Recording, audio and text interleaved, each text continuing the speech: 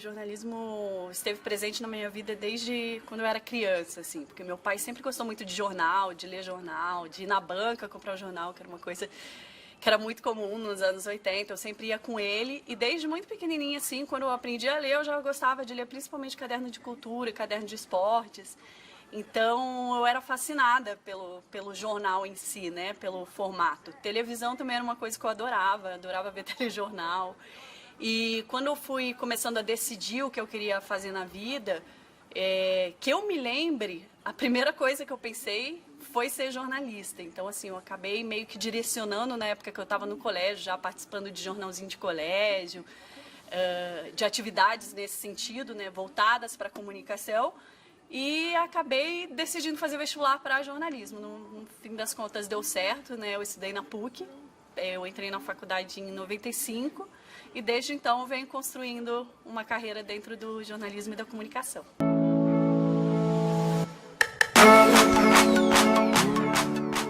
Mudou, assim, infinitamente, né? A gente, às vezes, para pensar que não é uma parcela grande de tempo, mas esses dias eu estava fazendo as contas, eu estou há 20 anos já formada, né? Já trabalhando com jornalismo.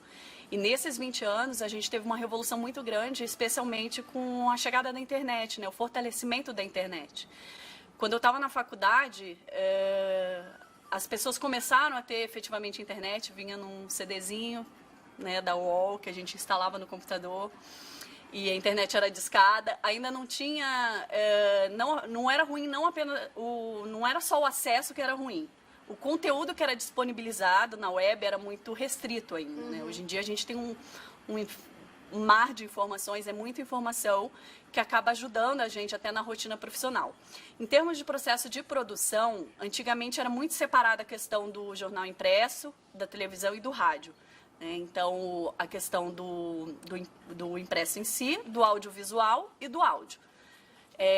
Havia uma especialização, então, por exemplo, você ia trabalhar em televisão, você acabava mais direcionado para a questão do audiovisual, em rádio mais para o áudio, e no impresso você ia mais para a parte de texto. Só que hoje essas atividades elas se misturam muito, porque, por exemplo, aqui na Tribuna, a gente tem o nosso portal, a gente tem a versão impressa, mas a gente também tem um portal de informações. Aí nesse portal a gente coloca o quê? Vídeo, a gente coloca áudio, eventualmente podcast também.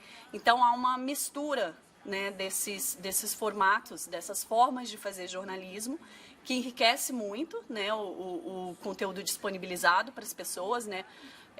Enriquece muito a questão da quantidade de informação que a gente consegue passar, né, e a gente consegue agradar a mais pessoas, mas a rotina produtiva ela ficou um pouco mais intensa também.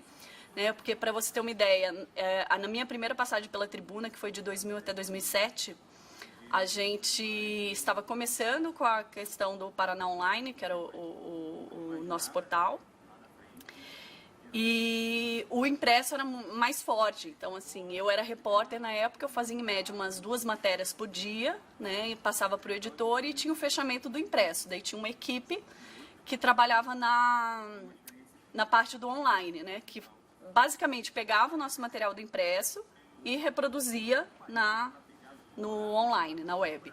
Só que hoje em dia isso é diferente, a gente trabalha muito também pro conteúdo da web. Então, assim, os repórteres, eles fazem muito mais matérias ao longo do dia.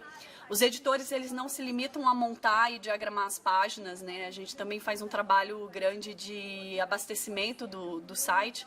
Então, a gente trabalha com publicador, a gente trabalha com algumas ferramentas de redes sociais, né, com SEO. Então, assim, aumentou um pouco a quantidade de coisas que a gente faz dentro do processo produtivo, né.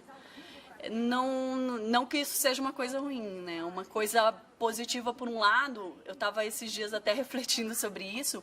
Antigamente, por exemplo, quando a internet não tinha essa força que ela tem hoje, né, isso lá no início dos anos 2000, às vezes a gente tinha acesso a algum furo de reportagem, alguma informação que só a gente tinha às 11 horas da noite, por exemplo, quando o jornal já tinha ido para impressão.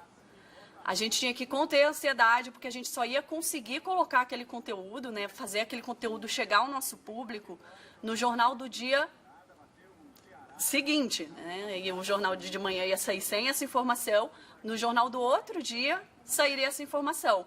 a gente correndo o risco de algum outro profissional descobrir, né, e a gente perder aquela exclusividade, e também aquela questão da gente não poder passar aquele conteúdo imediatamente para o público.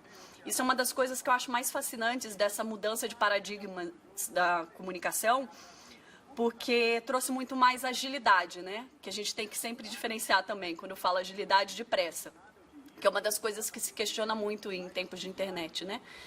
Que muitas vezes naquele afã de colocar o material no ar, tem gente que não toma os devidos cuidados.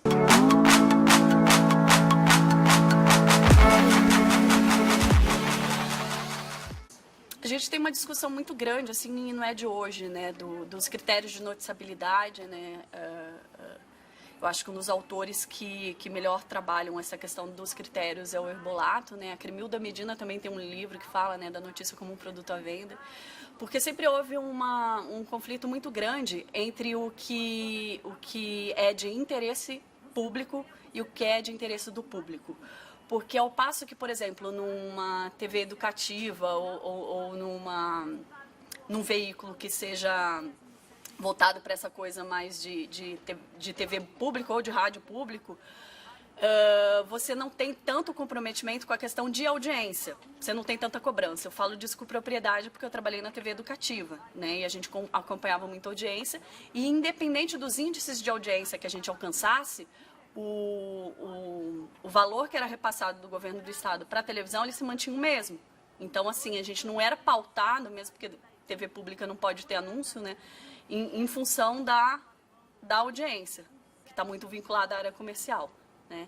Então, assim, no jornalismo comercial, que é o jornalismo que a gente faz aqui na Tribuna, né, a gente não é um veículo público, existe um departamento comercial que é separado do departamento de jornalismo, e a gente sempre fala que é quase que uma divisão entre igreja e Estado, assim, não se misturam porque o comercial não pode influenciar no jornalismo. Isso é um fato, assim, isso é uma máxima do jornalismo e que a gente tenta levar sempre em conta. Só que o que acontece? Principalmente em tempos de internet, a questão da audiência, que hoje a gente mede, né, nos sites, a gente consegue ver, né, o retorno do público quase que em tempo real, né? A gente tem uma cobrança muito grande em relação a metas, né, ao alcance que a gente vai ter com o nosso material. Por quê? Porque para um anunciante, quanto mais a gente tiver alcance, mais as pessoas vão ver, né, o material deles vinculados ao nosso produto. Então, assim, é um conflito muito grande que existe, né, em termos do relacionamento entre essas duas áreas, mas, assim, pelo menos eu, em todas as redações que eu trabalhei, sempre houve muita isenção da parte do departamento de jornalismo. Então, a gente sempre conseguiu fazer o que a gente julgava que era pertinente em termos de interesse público, interesse do público também em algumas situações. Eu entro nessa distinção de interesse público para o interesse do público. Tem um autor que chama Vinícius de Lima, que ele tem um livro que fala especificamente disso, eu acho que ele explica muito bem, que basicamente o jornalismo como ferramenta, ele tem uma função social muito grande, né? É uma função de informar e que, por meio dessa informação, dessa comunicação com o público, ele de alguma maneira modifica a vida das pessoas ou possa contribuir para que injustiças não sejam mais cometidas e coisas nesse sentido. Isso é o que a gente mais ou menos define, pode resumir como interesse público, né? É o que a gente busca na nossa carreira de jornalista, quem trabalha em redação. A maioria das redações, pelo menos as que eu trabalhei, sempre buscaram isso, mas a gente também tem que se preocupar um pouco hoje, principalmente, com a questão do interesse do público, que é o quê? A gente ofertar ao público o que o público está interessado em saber. Daí entra nessa questão que você falou, de às vezes colocar uma matéria que é muito mais do gênero infotenimento do que necessariamente de informação, mas que a gente coloca para cumprir esse papel também, que acaba sendo uma consequência do nosso trabalho, que é atender o interesse do público. Então, é ofertar ao público o que o público também tem de interesse em saber. Eu não consigo dissociar muito a minha vida do jornalismo, porque, como eu falei para vocês, desde muito novinha eu queria ser jornalista. Eu tive um pequeno hiato, né, na minha carreira, mas esse período que eu fiquei fazendo trabalhos eventuais como jornalista Foi um período que foi muito bom, porque eu estava fortalecendo a minha vertente de professora, né, a minha vertente de pesquisadora da comunicação, do jornalismo, mas ao mesmo tempo eu sentia muita falta desse clima de redação, desse ambiente onde a gente discute o que é importante ou o que não é, a gente noticiar. É muito gratificante a gente saber que de alguma forma a gente efetivamente contribui, né, para uma sociedade melhor, para um mundo melhor e para melhorar a vida das pessoas. Eu acho que é a coisa mais importante assim do jornalismo.